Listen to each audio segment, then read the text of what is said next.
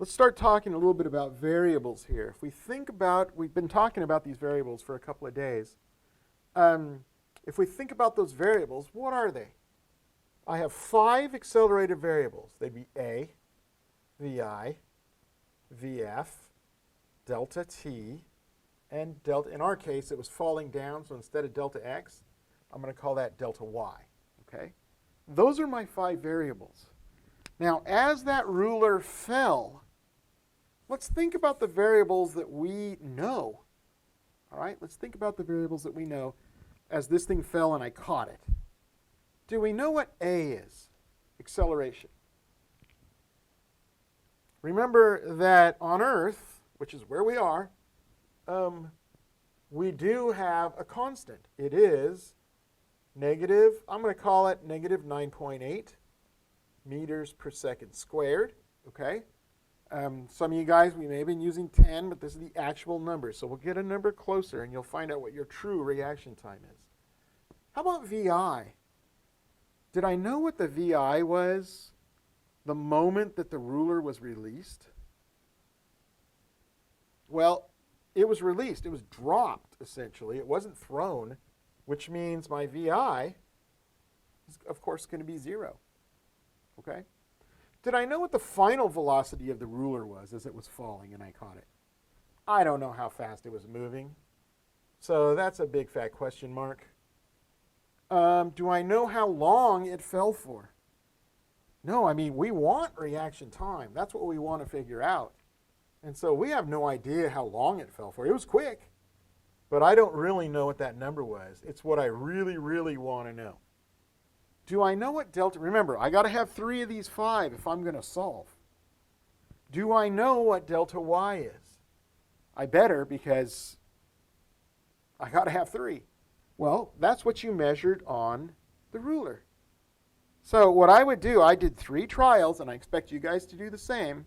I want you to write those 3 trials down on a piece of paper so that in the end, you're going to do a short video of you doing this. And then you're going to show me what your numbers were, okay? I had some really spread out numbers. What I would do is average them. Take 3 trials, average your 3 numbers. So add them together, divide by 3, okay? So I'm just going to say that when I averaged mine, I had some number. It's going to be probably right around 0.15, okay? So I basically have 3 variables here. Now you guys might remember in a previous video, because we got to start thinking about formulas now. The way I pick a formula to do this is I look for the one variable that I don't know, but I really don't care about. Okay? Now, these are the 2 variables that I don't know, but I really want the time. Time's what I want. That's what I'm trying to figure out here. So that means the variable that I don't know, but I really don't care about, that's VF. In your comps, you should have a formula that says no VF. All right? Now, if you look back there, the formula you should see, we'll call it delta y in this case,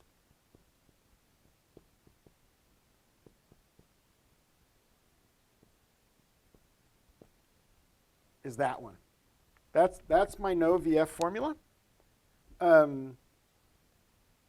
We can simplify this. So if you're afraid of the math, don't worry so much. The fact that your VI was 0 means what about this formula? Well, if VI is 0 and it's multiplied by delta t, 0 times anything is going to eliminate. It's going to make it 0. And so this comes down to delta y equals 1/2 a delta t squared. Okay? Do I know what delta y is? I do. I know what a is. It's right there. The only thing I don't know, all right, the only thing I don't know is delta t. Now, some of you guys struggle with the algebra. I know that for a fact. If you don't struggle with the algebra and you're good with basically solving this for t, for delta t, you can go ahead and go do that. Okay, what I'm going to do right now is I'm going to do a little bit extra just to help you out with the algebra here. As time goes on, I'm going to wean you off of me, though, and you're going to have to start doing this on your own. Okay? But for right now, let's think about solving for delta t. If I want to solve for delta t, I want to isolate it first. So the first thing that I would do is I'm going to take and multiply both sides by 2. Okay, that's to get rid of the 1/2. And I want to get rid of the a too, so delta t is the only thing over here. But I'm multiplying the a times delta t, so I would need to divide it to get rid of it. Okay? So I'm going to clean this up right now. On this side, I would have 2 delta y, 2 times delta y divided by a equals, on this side, the half gets canceled by the 2. The a gets canceled by that other a because it's in the denominator and that's in the numerator. And all I'm left with is delta t squared. I don't want to know what delta t squared is.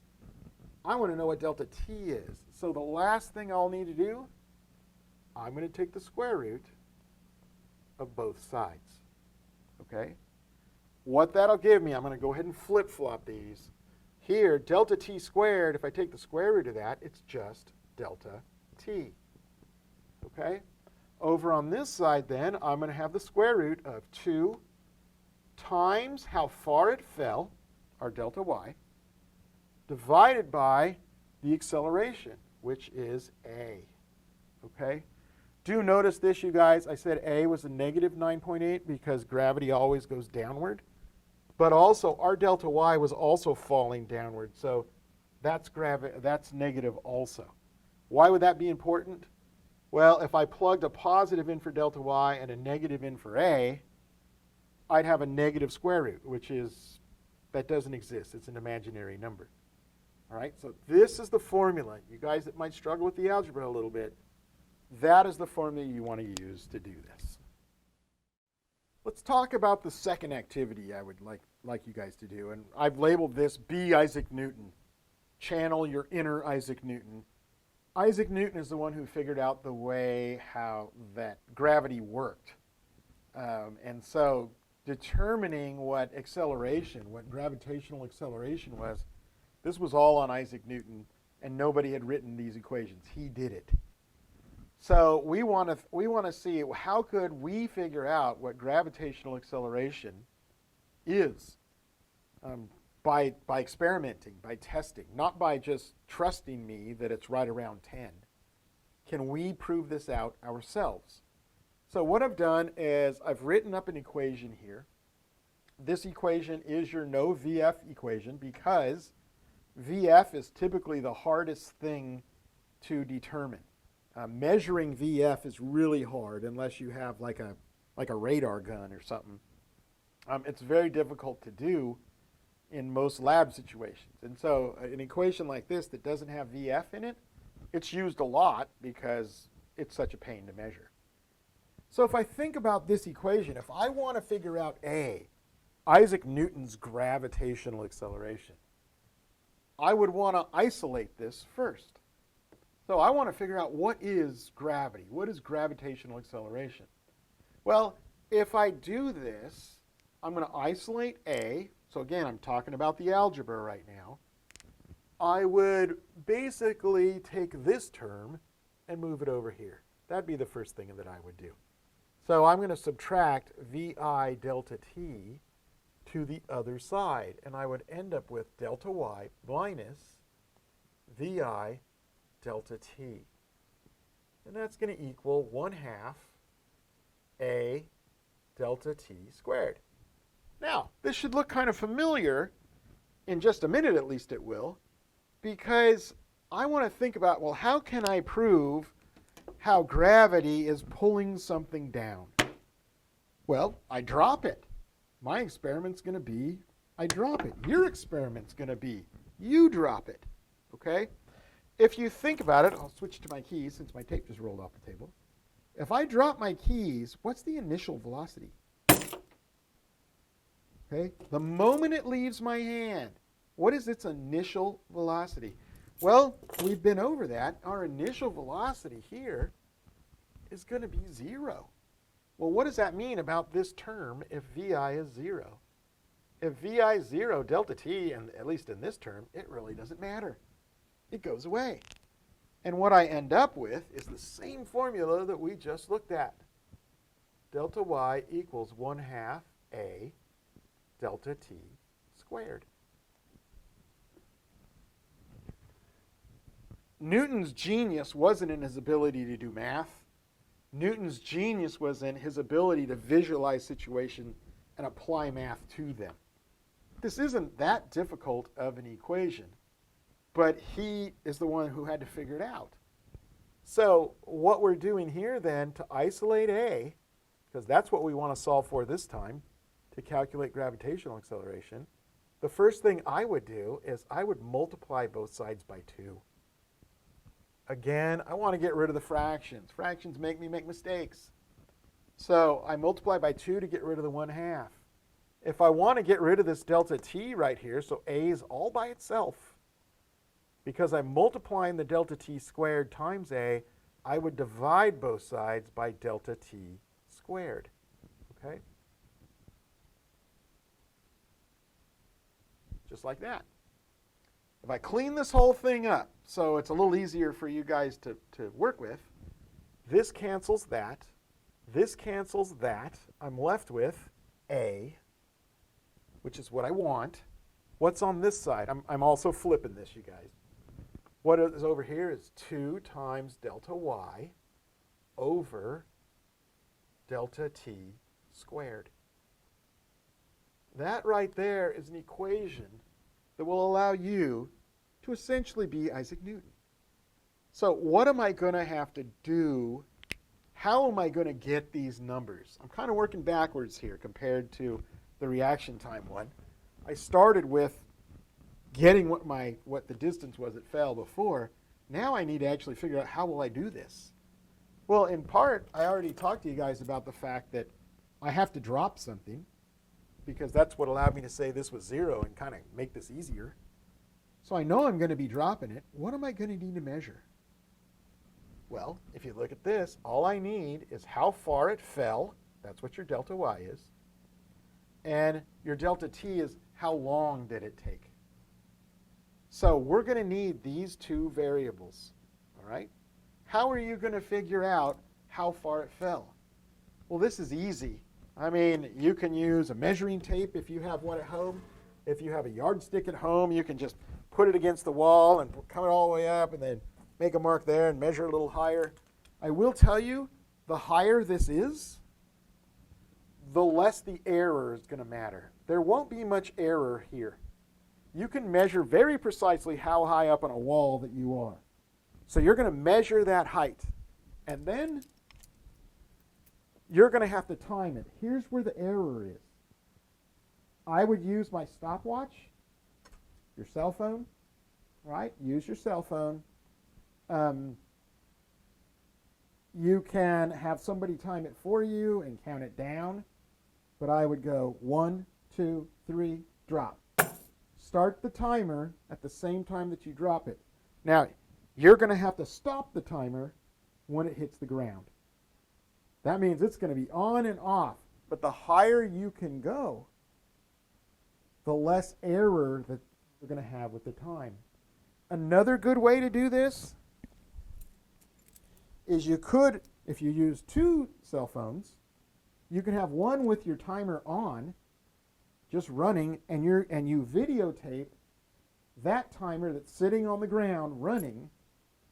You can videotape it with another camera, and then you can hear yourself say 3, 2, 1, drop.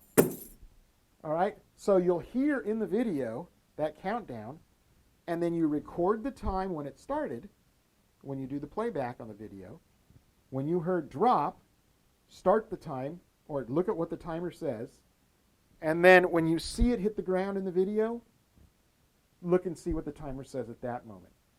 That allows you to slow down the video. I'm sure you guys have done this when you sent videos to people. Now you're doing it for science. All right? So Figure out what that time is, and it should not be long. It should be less than a second is more than likely what it'll be. That's where your error is going to be, and the more carefully that you do this timing, you guys might come up with a better method than I have. If you do, please share it. We'll use the heck out of it. But you're going to need how far it fell, so you're going to measure this, and then you're going to determine that time.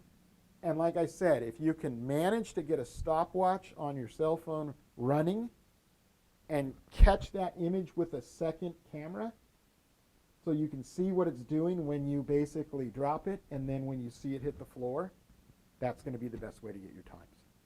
All right? You got a formula. We talked about a plan. I want you guys to execute both of these and videotape yourself when you do it, at least one trial. I want to see how you guys do it. If you come up with a better way to get the time, throw it at me. I definitely would look at it and see whether it'll work for other things that we do. All right, you guys, so that's it. Get those two done. I'm curious to see how close you're going to get on this acceleration, and it all has to do with how careful you are in what you measure. But get this height that it falls from, measure that time, and that's going to be what we need.